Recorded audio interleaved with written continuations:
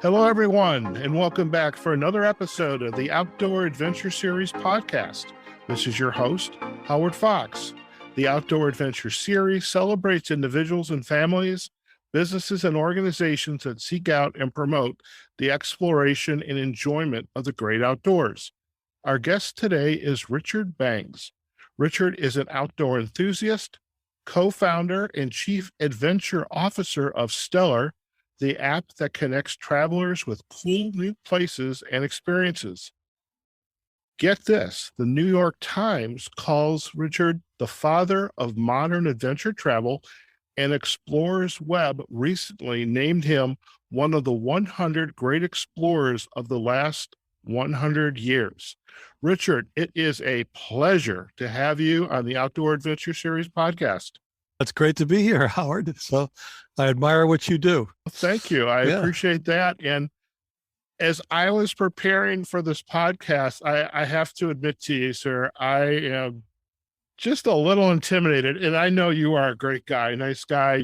We've been communicating back and forth, but just the adventures you have been on. And it's like, I literally think I could have spent 40 minutes just reading the bio and all the great things and wonderful things you've done, but we're going to make it simple today. We can always come back for another episode. But okay.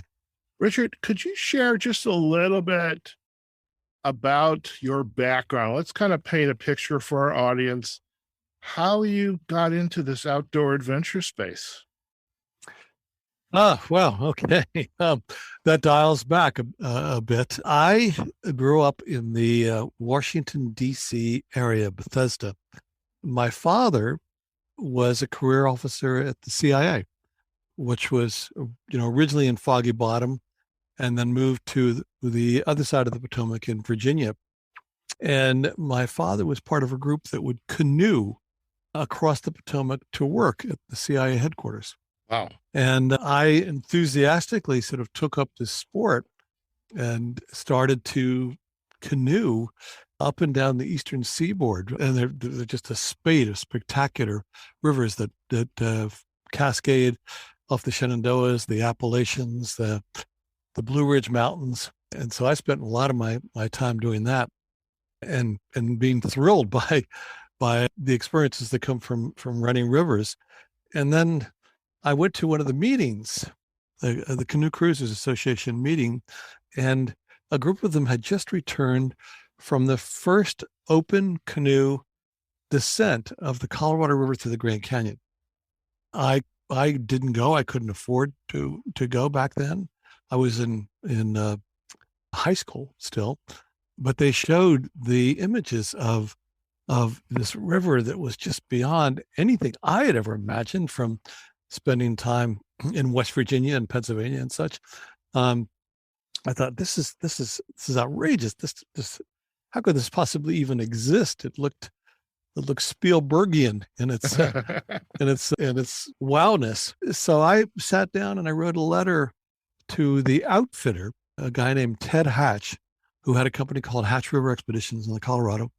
And I noticed that many of the rivers that he ran in the West, the Green River, the Yampa, the Salmon, had equivalencies in the East Coast. So I wrote this letter and I didn't reveal much except that I had been down the Salmon River and the Green River, et cetera, but I'd been down the East Coast equivalent. I didn't share that. And he immediately wrote back and hired me to come out and be a guide on the Colorado through the Grand Canyon. By this point, I was a freshman in college. I was 18. And I spent my summers for the next few years guiding, which was a relatively new activity back then, the Colorado through the Grand Canyon.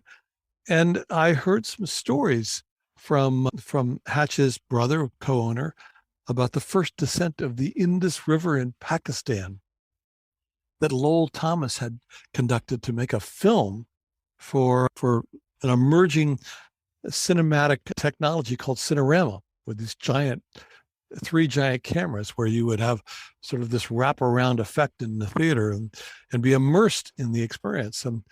And they had decided they wanted to do a film on the quest for paradise, Shangri-La, and Pakistan was the place to do it. So they took Don Hatch as the outfitter, and they had lots of adventures, including a capsize at the very beginning of the exercise in which the lead actor in this film drowned.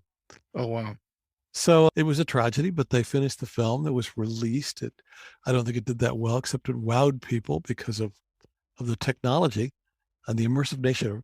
But when I heard that story, I thought I would love to see the Indus River in Pakistan and see if I could do it, because I at that point was a practiced guide of the Colorado, and I thought I was a pretty good one.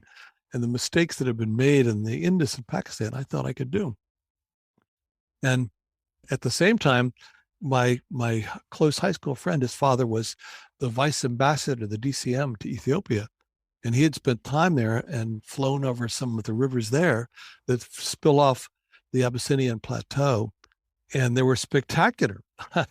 So I got together with him and I said, why don't we take this concept of river exploration overseas? And he said, yeah. So we started Sobek, and we started running first descents of rivers all over the world. Oh my God. That is amazing. And to think it all started by just, you kind of leaned in there to send the letter. And then everything just kind of grew with that. It grew out of there. Yeah. So I'm curious, what did you study in school? So I was an English major in undergraduate. I went to graduate school. I was at Northwestern undergraduate. And then I got a master's in journalism. And I think one of the reasons that Sobek as an organization found some traction, one was because it was doing pretty unique and somewhat extraordinary things that nobody else was considering or doing.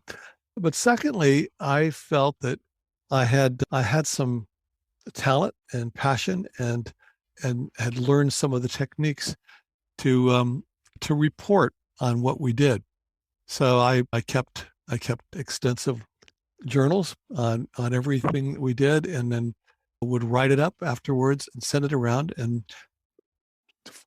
it was not difficult to find publishers back then, particularly since this was so out there, what we were doing. So I found myself at an early age getting published fairly widely. And then I was approached by Sierra Club Books to write a book. And I did. It was called River Gods. It was my first major book. And that started a sort of an alternative career in not only many articles over the years, but also a number of books. I've published 19 books at this point.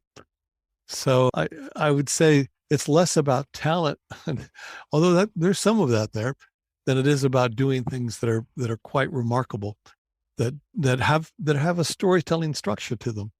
People want to learn and observe and be inspired and maybe be frightened and be entertained, but they enjoy.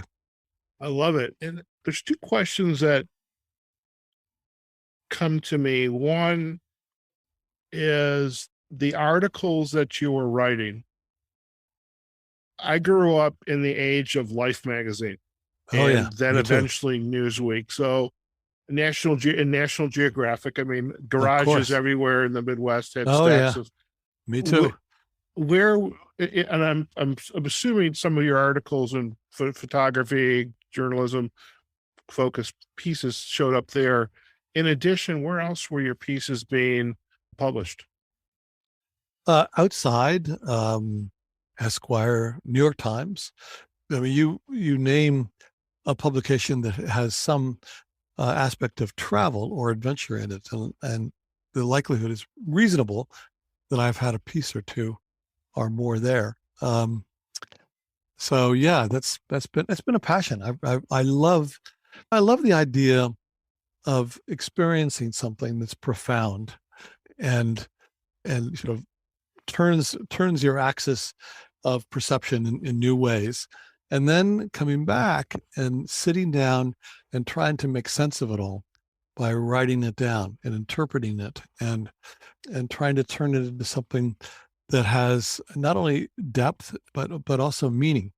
That's a really wonderful exercise. You almost get to live these little ribbons of adventure at least twice when you take that exercise on. I love that. So yeah.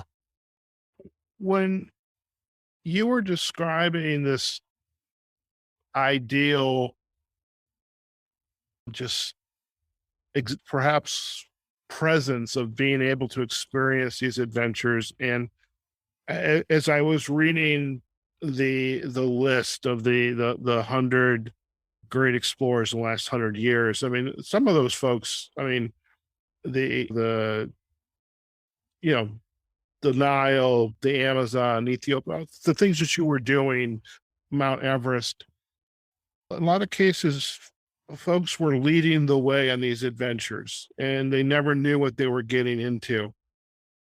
And you, having been a part of that for 30 some years, I'm curious today, 2022, is it still possible to have those kinds of life-changing experiences from your perspective? Oh, absolutely. I mean, there are a couple of ways to look at this. One is that every individual has his own sort of barometer, yardstick, whatever measurement you want to use, of comfort to risk to to fear, and it's really only if you're willing to step out of the comfort zone and turn some unknown corners in your own cosmology that you begin to learn new things, get new understanding, and I think evolve your consciousness. And also, there's sort of a thrilling spiritual aspect to that notion of trying to stretch yourself into unknown and unfamiliar spaces. There's always danger; things go wrong. But one of my favorite short stories when I was growing up was the short "Happy Life of Francis Macomber," which is a Hemingway story about a sort of a middle-aged, well-to-do but very bored New Yorker who comes with his wife to safari in Africa, and he's kind of a wimp. And the safari guide, is this manly man who seduces his wife and embarrasses him. And there is a moment at the end of the short story where he is attacked by a lion, and he mans up to it and he shoots the lion, something he probably couldn't have done if he hadn't taken this journey. And he, for a few seconds, feels this exaltation, the sort of apotheosis of joy that comes from taking that risk. And that is the calculus. You do these things and you can find meaning and joy and happiness and delight in measures that are not otherwise available. But there is risk, and you could injure yourself or worse as a result of it. But at the end of the day, it's probably worth it. My point being, to answer your question in the long way, is that everybody has that measuring stick, and for some it might be venturing into a park and camping out for the first time in their life, and they're uncomfortable with that concept. But as soon as they're out there and they see the stars for the first time, they recognize that this is something magical and different and transformational. And for others, it may be you have to climb 14 of the 8,000 meter summits without oxygen in order to get that personal entitlement. But it's a huge slider that's personal to every individual, as long as they take that step and go out there. So the first part of your question was, yes, this is available to everybody. It's never going to go away. Secondly, if you're referring to me, yes, I have an infinite bucket list of things that I would like to see and do that I think will create that it's kind of an eternal quest to child again, when you are making discoveries for the first time that just widen your eyes and make you go, wow. When you turn around a corner as a young person and you see something you never imagined existed, and it just blows your mind. That kind of experience, for many, if not most adults, becomes something of their past. But if you continue on this journey, this quest to sort of recapture that notion of wonder, wonder is a key operative word there, I think, then it is there to be had. For me, there are many destinations that I would like to see and many activities I'd like to try. And I'll do as many as I can, as long as I can. There you go. So this opens up two more points of curiosity for me as you perhaps take a lens looking back. I mean, you were on the river in Pakistan, the river in Ethiopia. Was perhaps it was one of those, but perhaps another location where in the moment you were just perhaps stopped in your tracks with, oh wow. What comes to mind? Well, there are certainly many. And it continues to this day. I will. That was the other question, by the way.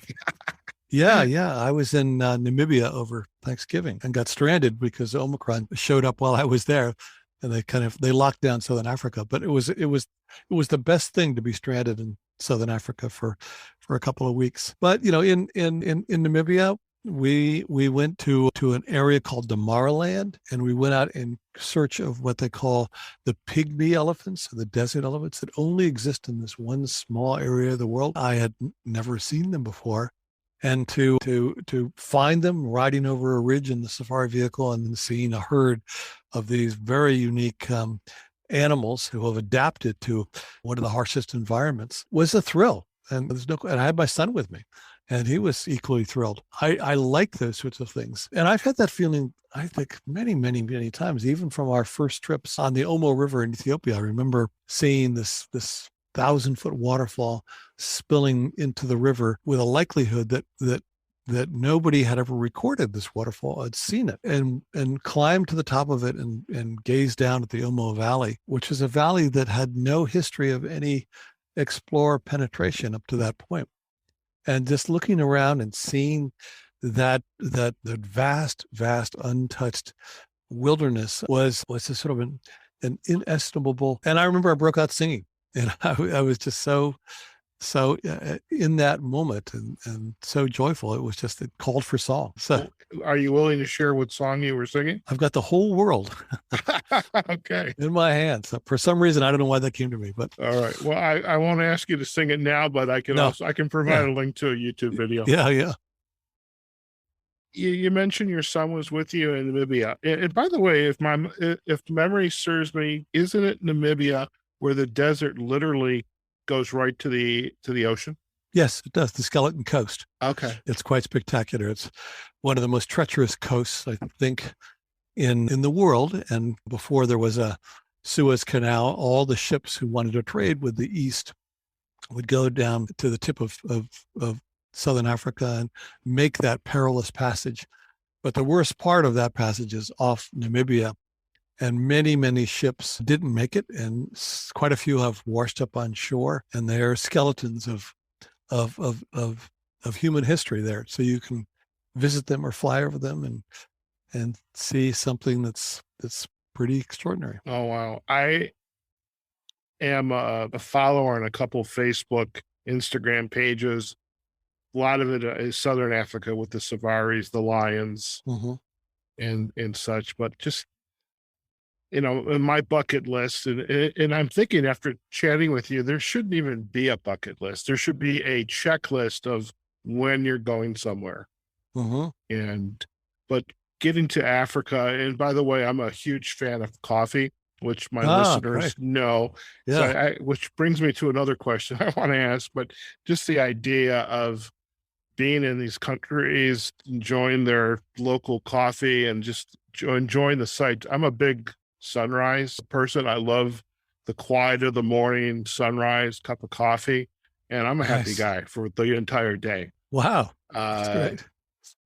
But I think the opportunity to get out there and explore, Africa and the various countries, it's wonderful. And with your son and other members of your close and perhaps extended family, have they embraced the love of adventure that you have been pursuing your life, for that matter? Yes. Yeah. Thank you. That's a nice question. Oh, first of all, I do want to mention that coffee comes from Ethiopia. That's Of its course. original source. So, I have some right here. It's ready to get roasted. there you go. There you go. The Abyssinian bean. Yeah. So yes. So my wife Laura is with the BBC World Service, and so she's an itinerant traveler, loves to travel, and so we've been able to combine forces on many things. Where we'll both undertake something, and she'll do something for the BBC. We were in Rwanda with the mountain gorillas. We took Daryl Hannah to Rwanda on an expedition, and Lucky you. I know, and we were both able to interview the president of Rwanda, she for the BBC, and then for an article. So it all worked in concert, and that's something we try to achieve. I have two sons. They both love to. The younger one, I had a series on PBS for a number of years, and the younger one, Jasper, went with me on all of the shoots, as did my wife Laura. So he's 14. He's been to 50 countries at this point. Oh wow! I mean, the stories. I mean, this is where I think it's so important: the experiences versus the trinkets. I mean, or toys. Let's say toys. Trinkets can be nice if they have meaning and are important to you, but versus the toys. And Yeah. I think that's wonderful. And by the way, Rwanda is my favorite source for coffee. I love African coffee, but Rwanda is definitely my favorite. Yes, the Highlands coffee there. It's very good. Yeah. When you and your friend partner started Sobek, how has that work evolved over the years, and what is its presence today for folks who are into the travel space? Well, I would say that in our youthful exuberance, we were mostly excited about the sort of adrenaline that would flow when you did a first descent of a river and ran rapids and encountered wildlife, et cetera, et cetera. And our first offerings were down these wild rivers that were unlike anything in the United States. So they were multidimensional, and in the cultures they offered, the flora and the fauna, et cetera, et cetera. But as time went on, I think as humans, we hopefully evolved so that we found a deeper appreciation and just as much meaning and joy in all the different elements that come, not just with river travel, which is extraordinary because it will get you through so many different environments and into places that are inaccessible in any other way, but also travel as a whole, is something where you step forward and lean into an experience and make encounters that are different and challenge you, and you learn from these, and you start to begin to see the interconnectedness of all things, which is a really sort of profound awareness. And when you get that, so anyway, I don't know if that answers your question. But. No, I think the fact that it's still around. I mean, it's gone through its evolution from the original idea into MT Sobek today. And of course, we're going to provide backlinks for our listeners, because I'm excited to kind of go back and look at these adventures. And it's like, okay, right now, my life is about podcasting and outdoor adventure. I'm thinking I literally can take my podcast equipment, go anywhere and interview people, and I can go on an adventure. So I love that idea.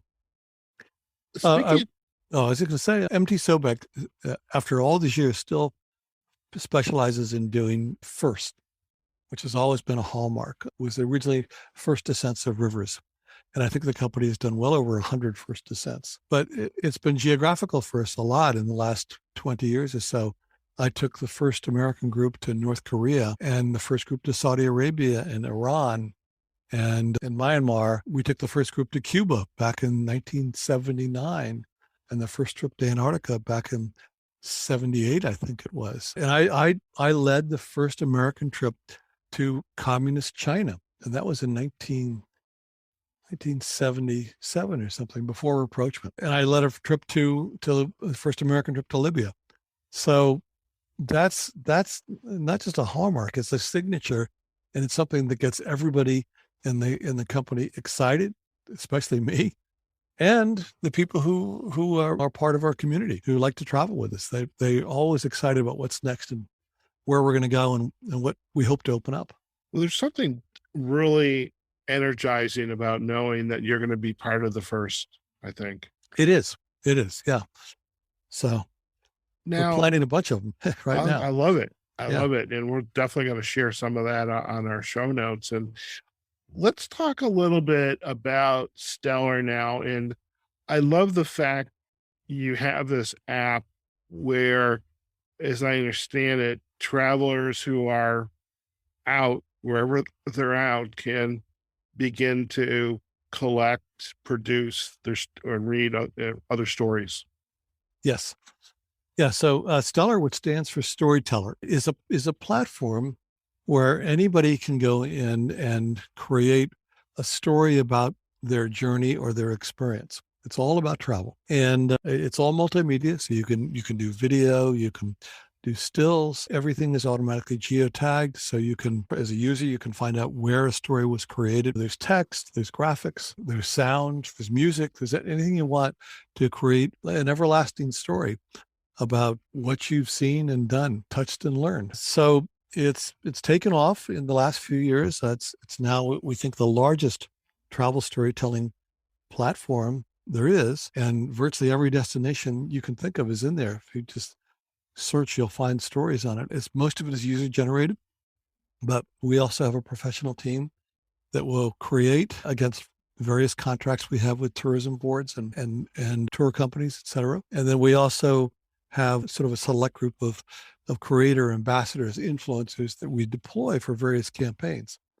So we just came back from Georgia, the country of Georgia, where we did a whole ski edition on the Caucasus Mountains, and it's spectacular stuff that's appearing in the app. And we just finished another campaign with Ireland, and we send these influencers all over the world, and we pay them, and they create great content, and we distribute it, and it's great.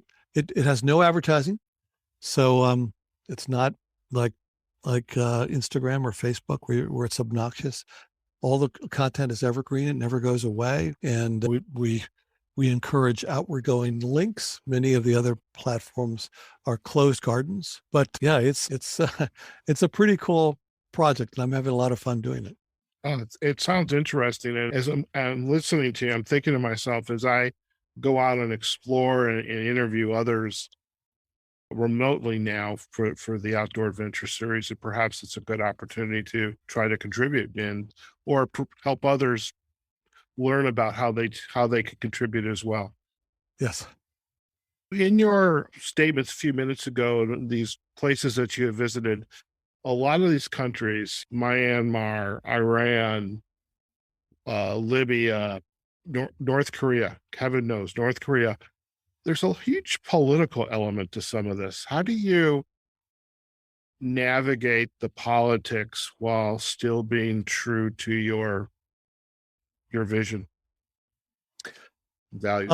Well, yeah, that's the values. That's an extremely good question, because there is a philosophy that if a government or a culture is not humanistic in the way that we define human rights, et cetera, that we should not cater or encourage or in any way support their conduct through. And so that group of philosophers, if you want to call them that, or that philosophy, which is endorsed by many, many, many people, would like to continue to boycott a place like North Korea for what it does, or China because of the Uyghurs, or any other place in the world that has well-known human rights issues. My philosophy has always been, and I've been in many discussions and arguments and knockdowns with others on this. My philosophy, my take has always been that it is better to go to a place, no matter its current policies, and have a one-to-one interaction with the people who are living there so that they can understand who we are and we can get a better understanding of who they are and connect the humanity between the two and the commonalities between the two, and then put a little chip in the wall by making that and I fully believe that it works. Sometimes it's a very slow process, but it's much better than a boycott or turning your head the other way or shaming somebody, because most of these changes happen from the bottom up. And if the people begin to perceive that they have a system that is radically unfair and that we are not the enemy, that we actually are partners in humanity, it can affect the change. North Korea is a great example. I got a lot of flack for leading a group of Americans to North Korea because the money clearly goes to the government. Why support a government that's as heinous as North Korea? But, we got there. We spent a couple of weeks touring around. We met a lot of people in all stations in life. And every encounter was a very positive one. And we got to talk to and know and share meals with a lot of people who had perceptions about us that were completely false. They had been fed propaganda since the end of the Korean War that America, which has a large presence in South Korea with military presence, that America is obsessed with destroying North Korea, and that we are all evil masterminds, and every waking moment of every day we're conspiring as to how to destroy North Korea. And they're brought up that way. They're taught that in schools. Posters everywhere about how awful Americans are. And when they encountered us and we got to talk to them and laugh with them, they recognized that all of this that they were fed for so long really wasn't truthful.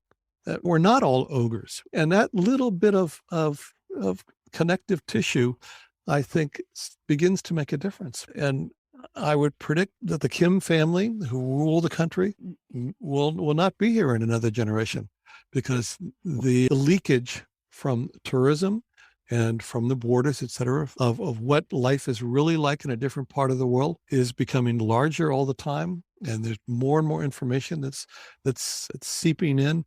And I think that we will see a better North Korea, maybe in our lifetimes.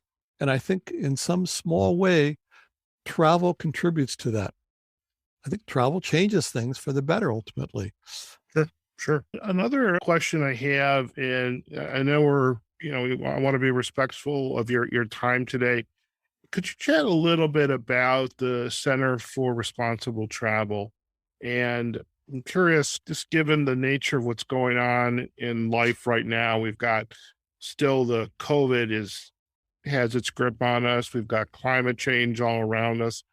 How is the Center for Responsible Travel playing a role in navigating some of what I would imagine are very thorny issues? Yes, there are many thorny issues that come with travel. I think in the great logbook of life, travel has some negative ledger pieces, but ultimately the column that's positive is much, much greater, because when people travel, they understand. They have a greater understanding and a great appreciation for everything. CREST is the Center for Responsible Travel. I'm on their board, have been for some time. It's a Washington, D.C. based organization that tries to influence policy with not only travelers so that they travel with an awareness, but also with purveyors of travel. And that's tour outfitters, travel agents, cruise ships. And whenever there is a blotch, I think, in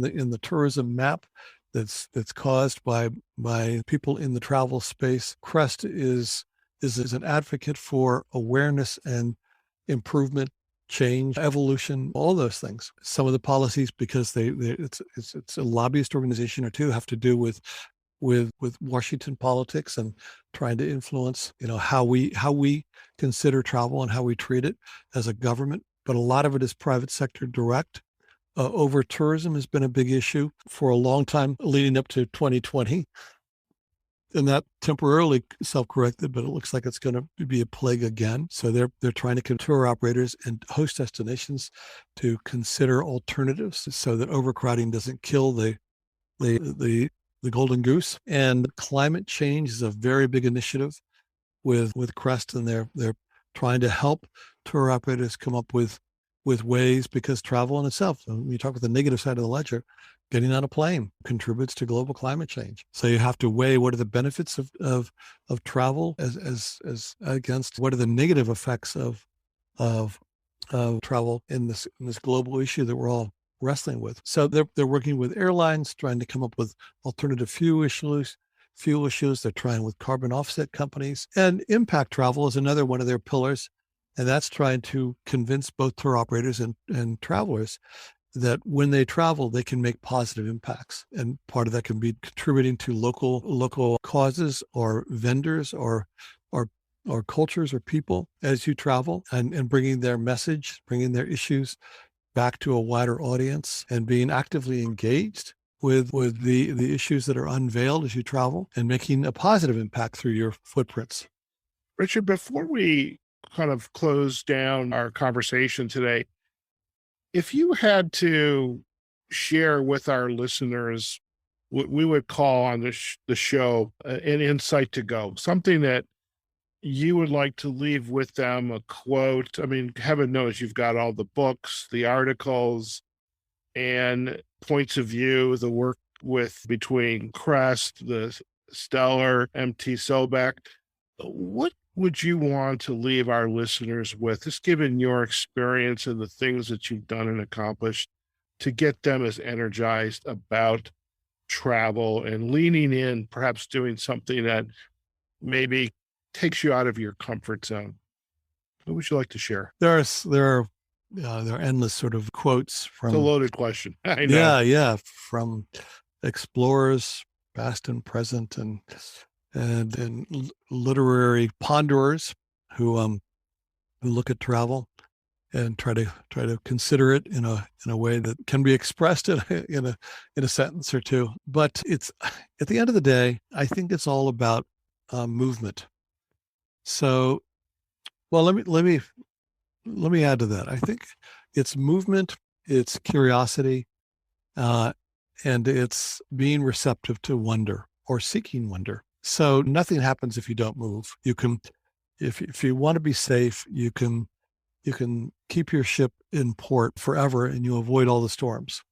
But if you would like to make discoveries, personal and beyond, it requires movement. It requires an outward bound sensibility. And I think many of us, many people I know, many people in my extended family get to a point where they find extreme comfort in sort of cushioning themselves inside of a safe place. But, they never really experience the real wonder that you can if you're willing to open that door and walk out of it and try something different and new. And curiosity is a huge element of that, because if you are curious, everything you see and do and touch and experience will inform you in ways that are unexpected. I always like John McPhee as a writer, because he could delve so deeply into any possible subject and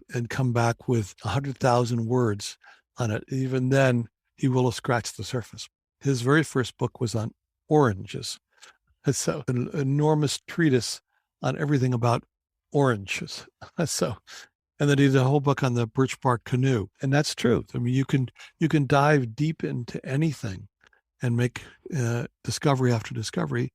And also you begin to see how the puzzle pieces fit together. And the eureka moment when you finish a jigsaw puzzle, yay, yippee, I did it. I can see the image. And that happens in life as well, if you're willing to explore and go out, because you will be receiving bits of information about how everything works. And nobody will ever see the complete puzzle. It's infinitely complex. But you begin to see patterns, and you begin to see the commonalities, and you begin to see a picture. And it's wondrous and delightful when that happens. And it can only happen if you move.